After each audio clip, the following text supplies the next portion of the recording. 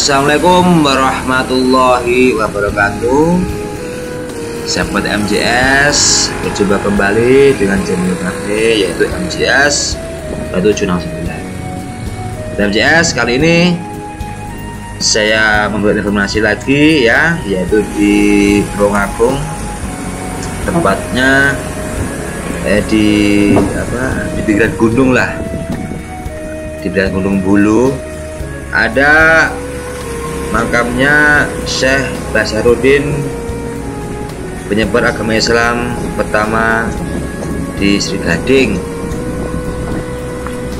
Sambil menikmati perjalanan kami menuju makamnya Syekh Basaruddin, saya mau bercerita sedikit tentang sejarahnya Syekh Basaruddin yang sangat berjasa dan sangat berkeramat di wilayah Tulungagung. Sahabat MJS, bagi warga Tulungagung dan sekitarnya, nama Sri Gading bukanlah hal yang asing bagi mereka. Maklum, di sana terdapat makam seorang waliullah yang terkenal keramat. Waliullah tersebut tak lain adalah Syekh Basaruddin, guru besar Bupati pertama Tulungagung, Tumenggung Abai Mangundirono. Syekh Basaruddin juga merupakan penyebar agama Islam pertama di dusun Sri Gading. Syekh Basaruddin adalah keturunan Syekh Abdurrahman bin Syekh Abdul Mursyad atau Setono Laden Kediri bin Muhammad Hasan Basari Ponorogo. Beliau hijrah dari tempat tinggalnya di Ponorogo dan menyebarkan agama Islam di Tulungagung, Jawa Timur, tepatnya di dusun Sri Gading, Bolerejo, Kauman, Tulungagung. Awalnya Syekh Basaruddin mendirikan sebuah surau kecil untuk menunjang kegiatannya dalam berdakwah. Selanjutnya beliau mendatangi rumah-rumah penduduk dan mengenalkan agama Islam kepada mereka dengan santun dan penuh toleransi. Cara dakwah demikian ternyata mendapat sambutan hangat dari mereka, hingga akhirnya beliau sukses mengislamkan penduduk Sri Gading dan sekitarnya. Meski demikian, Syekh Basaruddin terus berjuang hingga akhirnya wafat dan kemudian dimakamkan di dusun Sri Gading, Bolerejo, Kauman, Tulungagung. Sedang sini kita lagi di atas Gunung Bulu ya, sambil bertanya-tanya tempatnya makamnya di mana. Oke, saya mau melanjutkan bercerita lagi.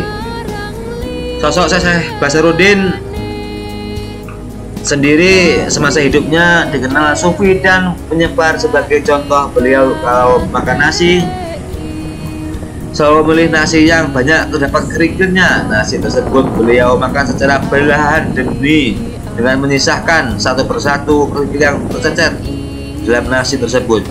Sementara dalam aktivitas sehari-hari, Syekh Basaruddin selalu menghabiskan waktunya untuk berdakwah, bermujahadah, dan tidak pernah absen membaca ayat Al-Quran. Beliau tidak pernah membiarkan waktu terbuang sia-sia. Kalau kebetulan terdapat waktu luang, beliau selalu memanfaatkan untuk membaca Al-Quran. Selain itu, Syekh Basaruddin juga aktif melaksanakan puasa sunnah seperti puasa Senin, Kamis, puasa sunnah di bulan Rajab, dan masih banyak lagi.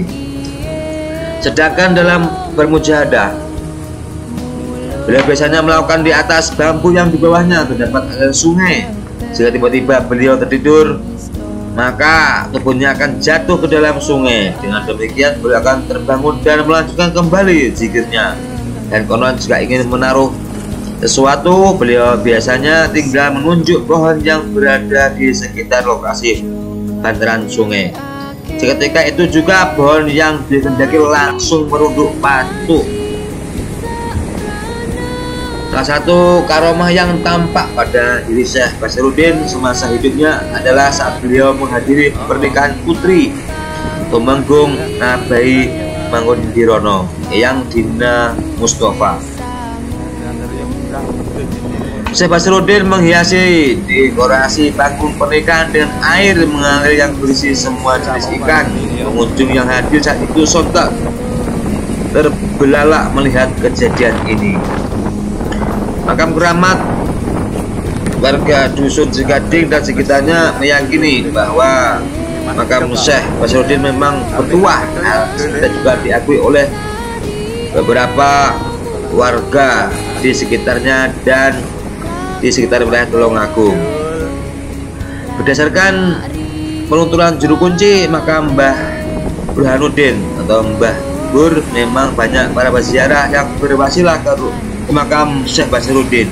Hajatnya jadi terkabulkan lantaran beliau kemudian berkisah suatu ketika ada seorang yang berniat mendirikan masjid dan pondok pesantren, tapi dia bilang kepada saya sama sekali tidak punya uang untuk mewujudkan niatnya tersebut, kata peziarah.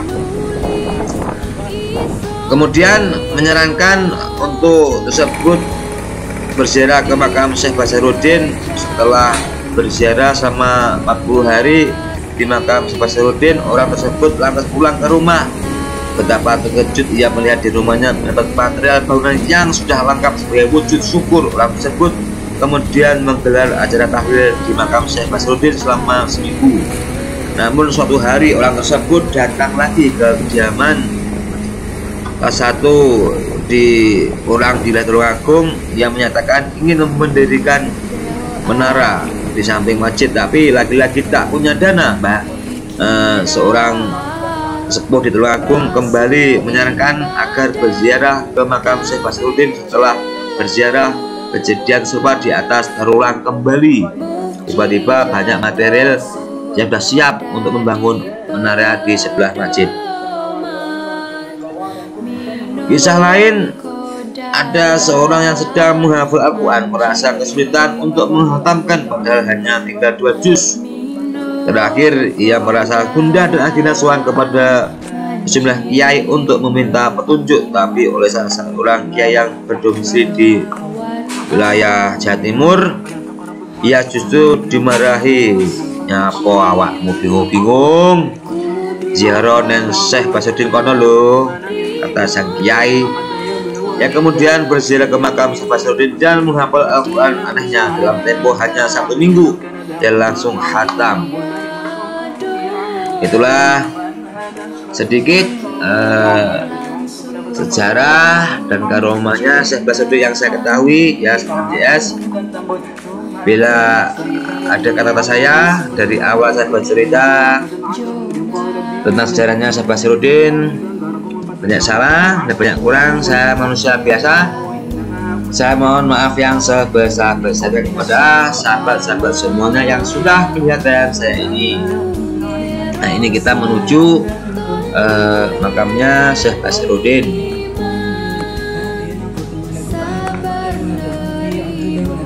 Ya, di sekitar makam Syekh Basrudin juga banyak makam umum dan juga ada musolahnya, ada musolanya ya.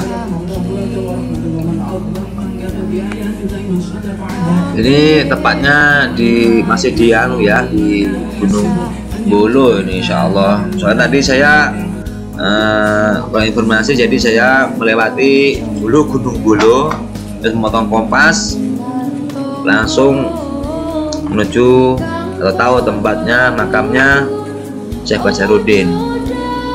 Nah, ini kita melewati sungai kecil karena makam Syekh Basrudin yaitu dekat dengan sungai ya, saat mengalir.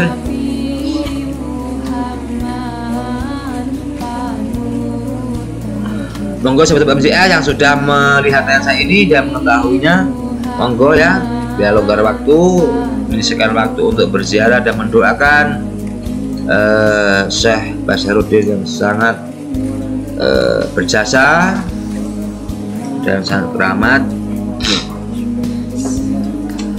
Dan semoga saja lantaran kita berziarah mendoakan Syekh Basrudin keberkahan selalu berdoa kepada kita, itu juga atas kehendak Allah Subhanahu wa Ta'ala, ya. Semua hajat kita itu yang mengabulkan Allah Subhanahu wa Ta'ala, ya. Inilah makamnya Syekh Basaruddin. Tempatnya sangat bersih dan indah. Nah, inilah makamnya Syekh Basaruddin sahabat MJS. Sahabat MJS, cukup sekian dulu ya informasi dari kami. Semoga bermanfaat kepada sahabat semuanya. Saya akhiri dulu. Ihdinas shiratal mustaqim. Assalamualaikum warahmatullahi wabarakatuh. Tetap ceklan tasbihmu, amal sholawatmu. Hadir.